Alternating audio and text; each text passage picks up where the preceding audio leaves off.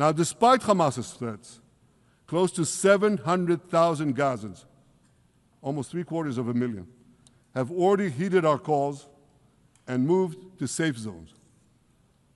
Now I want to ask you a simple question, a simple, logical question. Would a country committing genocide plead with the civilian population it is supposedly targeting to get out of harm's way? Would we tell them, get out, if we want to commit genocide? We're trying to get them out. And Hamas is trying to keep them in. And this charge is so baseless. The comparison to genocide, wholesale slaughter of populations. What, did the Nazis ask the Jews to leave, kindly leave, go out? Did others, you want me to name all the genocidal leaders of history? Just go one by one. Did anyone do this? Did they say, get out so we can come in? Of course not. So the truth has been turned on its head. Hamas, a genocidal terrorist organization whose charter calls for the murder of all Jews on the planet. This genocidal organization is given a pass. It's barely mentioned. While Israel, which does everything it can to get civilians out of harm's way, Israel is put in the dock. What a joke. You want to hear another one? Israel is accused of deliberately starving the people of Gaza when Israel is deliberately feeding the people of Gaza. Since the beginning of the war, Israel has let into Gaza more than 2 million tons of food and aid. That's 1 ton of aid for every man, woman, and child in Gaza. Nearly 3,000 calories per person per day. Some starvation policy. If there are Gazans who don't have enough food, it's because Hamas is stealing it.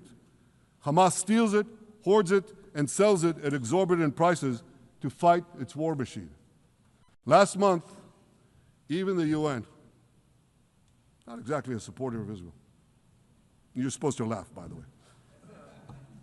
Last month, even the UN admitted that Hamas and other armed groups looted 85% of the trucks. That's why you have deprivation. Those who peddled the blood libels of genocide and starvation against Israel are no better than those who peddled blood libels against the Jews in the Middle Ages when they falsely accused us of poisoning wells, spreading plague, and using the blood of children to bake Passover matzahs. Anti-Semitism dies hard. In fact, it doesn't die at all. It just keeps coming back with its libelous lies, refurbished, regurgitated over and over again. And I want to tell you something else. These anti-Semitic lies, they have consequences. In recent months, Jews have been assaulted in Canada, Australia, Britain, France, the Netherlands, and elsewhere. Here in America, an elderly Holocaust survivor was burned to death in Colorado.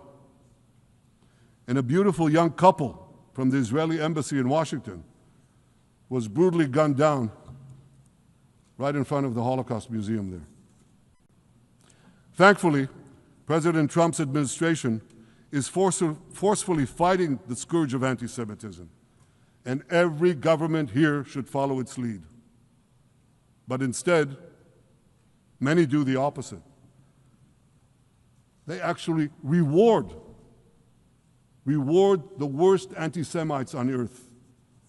This week, the leaders of France, Britain, Australia, Canada, and other countries unconditionally recognized a Palestinian state. They did so after the horrors committed by Hamas on October 7th. Horrors praised on that day by nearly 90% of the Palestinian population. Now, let me say that again. Nearly 90% of Palestinians supported the attack on October 7th.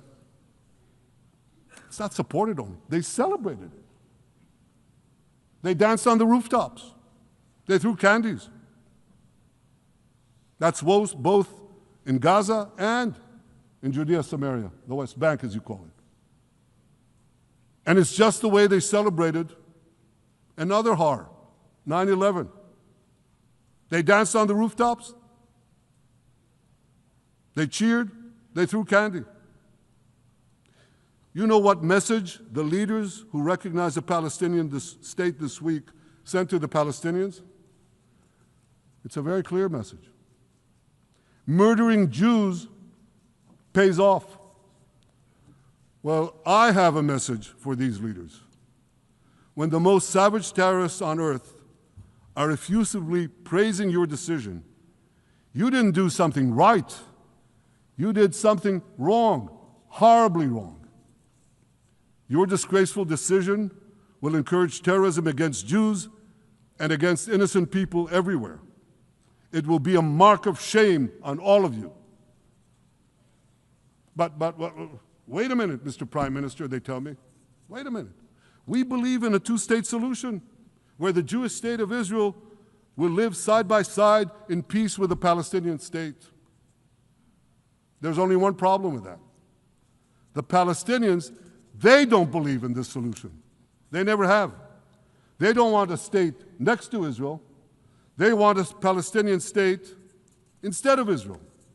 And that's why every time they were offered a Palestinian state, but were required to end the conflict with Israel and recognize the Jewish state, every time, over the decades, they turned it down. And that is why every time they were given territory, they used it to attack us. In fact, they effectively had a Palestinian state in Gaza. So what did they do with that state? Peace? Coexistence? No. They attacked us time and time again. Totally unprovoked. They fired rockets into our cities. They murdered our children. They turned Gaza into a terror base from which they committed the October 7th massacre. So here's the uncomfortable truth. The persistent Palestinian rejection of a Jewish state in any boundary is what has driven this conflict for over a century. It is still driving it. It's not the absence of a Palestinian state. It's the presence and existence of a Jewish state. And I find it amazing, that the foreign chancelleries and the ministries and all those who pontificate about this, and the leaders, how can they not see this basic truth when it is repeated again and again and again ad nauseum? And I want to say something else. This rejection of a Jewish state not only applies to Hamas, it also applies to the so-called moderate Palestinian Authority. You should know